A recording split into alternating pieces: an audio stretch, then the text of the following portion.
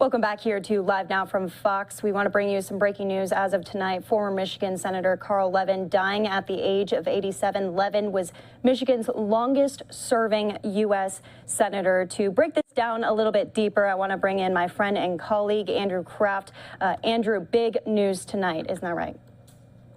Yeah, Daytona, and speaking as a fellow Michigander myself, Carl Levin meant a huge deal to the state of Michigan, mostly politically, but just in the everyday lives of the residents of that state. I want to read from a little bit more of that statement put out by the Levin Center at Wayne State University's law school earlier tonight. They say, "We are all devastated by his loss, but we are filled with gratitude for all of the support that Carl received throughout his extraordinary life and career, enabling him to touch so many people and accomplish so much good." What we're going to do right now is bring in Fox 2 Detroit's anchor and reporter Roop to kind of memorialize former Senator Levin, dead today at the age of 87. Roop, do you have us?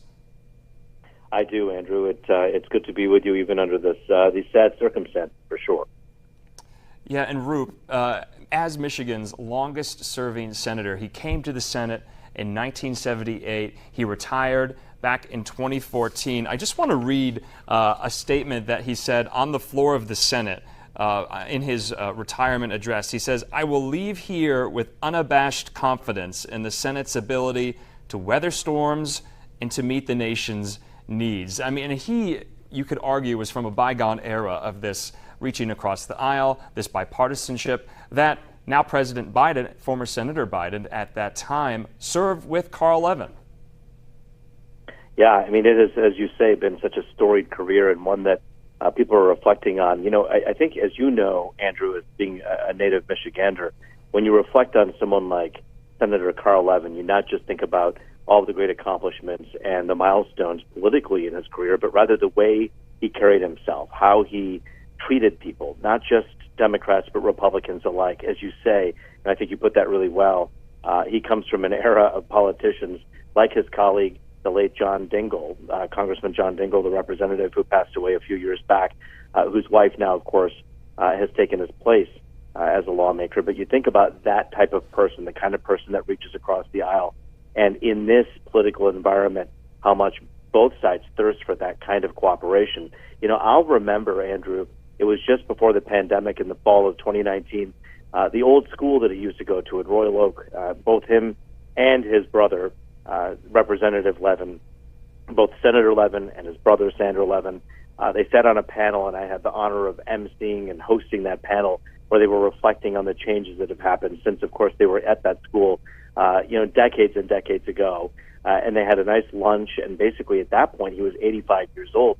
When you watched him work the crowd and talk to people who were Trump supporters and also, at the time, Democrats who were all surrounding him in this room, he had one thing in common with everybody, his love for the state of Michigan. And that's something that I think both red and blue in this state recognize in this man. Yeah, and Roop, just to highlight that fact, I want to read just part of a statement from his nephew, current Representative Andy Levin. He says, "Throughout my adult life, wherever I went in Michigan, from Copper Harbor to Monroe, I would run into people who would say, quote, 'I don't always agree with Senator Levin, but I support him anyway because he is so genuine, he tells it straight, and he follows through.'" And just speaking with some of my family members, who grew up, going to high school, going to college with Senator Levin, representing them in the Senate, he was just a fixture. He was ubiquitous in their kind of everyday political lives. And there is somewhat of a quasi-dynasty there in the state of Michigan, both Senator Carl Levin, his brother, the Representative Sandra Levin, and now Sanders' son, his nephew, Andy Levin, serving in the House. And so they have, on the Democratic Party ticket there in the state of Michigan, affected a lot of change, been somewhat controversial. We've been talking about how outspoken former Senator Carl Levin is, not only on the Iraq War at the time when a lot of those crucial votes were taking place in the early years of the Bush administration, but also going after these CEOs and executives. He led an investigative committee into the malfeasance, the corporate malfeasance that happened at Enron in the early aughts. But he also went after these huge automotive CEOs as well, holding them to account, even though they were in his district, Roop. Not only that, but he also contributed, a lot of support, a lot of funding, a lot of backing for the auto industry in Detroit. Such a good point. He didn't do things because they were necessarily popular. He did things because he believed it was the right thing to do. And you illustrate that really well when you talk about what he did when it comes to those auto executives, how he testified, the types of legislation that he wanted to bring forth because he believed that the worker deserved that. I really kind of reflect back and think a little bit about how he did it. Passionately, he was vocal about all of these things that you speak of, but he had an ability, as you say earlier, to not just reach across the aisle, but to voice his disposition and his disagreement, both on the Senate floor and in the media, in a way that still had decorum, still had a sense of decency.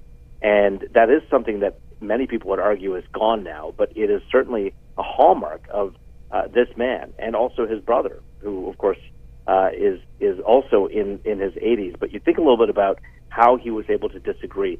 He didn't necessarily have, that smooth political, speak, as you will. He was very real, and when he talked, you knew he was speaking from his heart, and you knew he believed in what he was saying. But he wasn't the poised, well-clothed, guy who just walked out, and he would often come out and just say what was on his mind, and he was raw, and that's why people loved him. But I'll tell you, one of my earliest memories, Andrew, kind of like you, earliest memory, I'm talking 1991.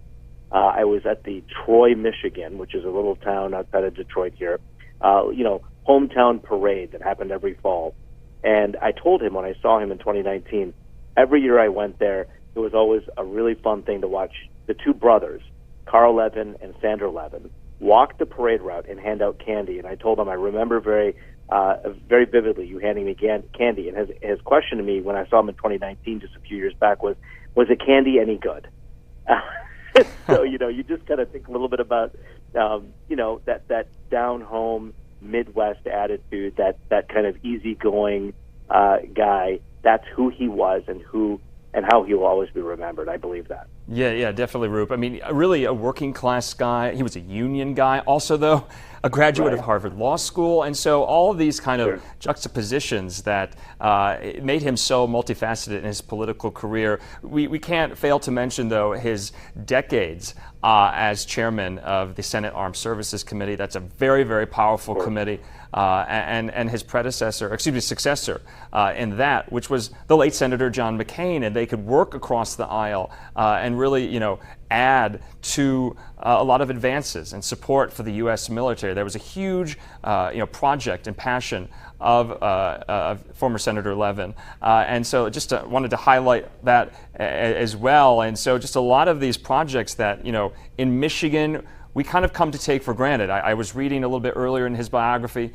He was quite instrumental in designating the Sleeping Bear Dunes as a national park, and that is a huge thing in northern Michigan for residents there. And so, I just wanted to also read just a statement from Governor Gretchen Whitmer as well that she put out tonight, Roop. She said, Senator Levin was a champion for Michigan. He devoted his life to public service, and it's up to us to follow his example. My thoughts are with his loved ones tonight. Now, Roop, he had a very active, social political life after he retired from the Senate as well. Now, you mentioned as well he was, living with lung cancer for several years.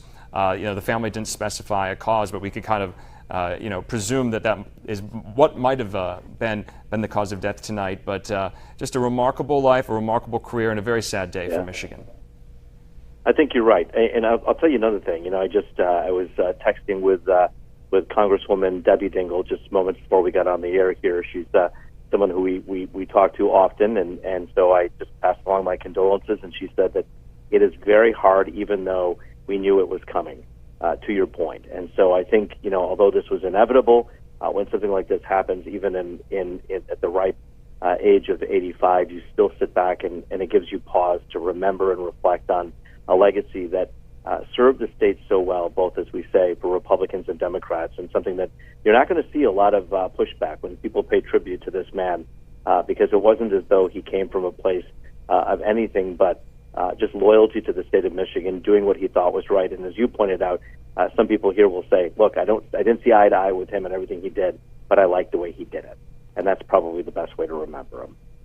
Yeah, definitely, Roop. Roop Raj from Fox 2 in Detroit. Thanks for coming on at such a late hour there on the East Coast. I know it is late there, but really breaking news tonight out of the state of Michigan and the U.S. Senate in general. A sad week, Roop, for the U.S. Senate. Obviously, former Republican Senator of Wyoming, Mike Enzi, also passing away a little bit earlier this week as well. So a lot of Senate colleagues are mourning their former colleagues this week. You're right about that. Andrew, good to be with you today. Have a good night, Roop. Thanks. You too. And Andrew, to remember the life and legacy of Carl Levin, actually the Fox 2 team, which Roop Raj is a part of, put together kind of a story remembering a lot of those things that they already highlighted. If you didn't know already, now you know. Andrew is from Michigan and feels very strongly about all the politicians out there. So we're going to go out to that story again, put together by Fox 2 in Detroit.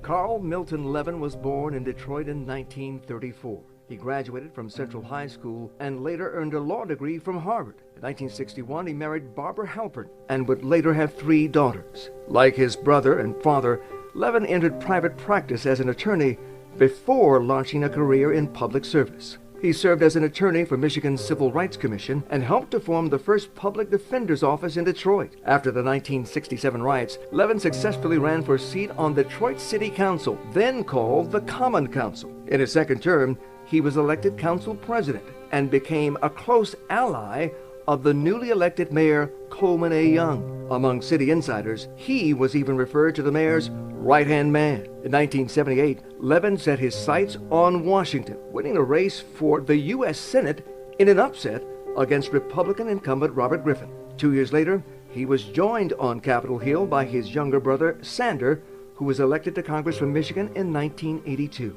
During his time in the Senate, Levin was praised for his ability to work with colleagues on both sides of the political aisle. The auto industry is essential to the future economy of this country. He served on several high-profile committees, including Armed Services, Homeland Security, and the Select Committee on Intelligence. Levin often pushed for tax reform, leading investigations into large corporations that he thought were avoiding paying Uncle Sam what they owe. He also led several hearings looking into shady investment deals after the Great Recession. How much of that deal did you sell to your clients after June 22, 2007? One of his other signature issues, protecting the environment. During his tenure, Levin secured millions in funding for the Great Lakes and several other Michigan sanctuaries, parks, and wilderness areas. In 2014, shortly after becoming Michigan's longest-serving senator, he decided not to run for re-election. I will enjoy reading about the Senate's progress in the years ahead, as Barbara and I are sitting on a Lake Michigan beach or showing the world to our grandkids. After retiring from Washington, Levin once again entered private law practice and taught at the law school named after him at Wayne State University. In 2016, the Navy announced that they would name a new guided missile destroyer after Carl Levin.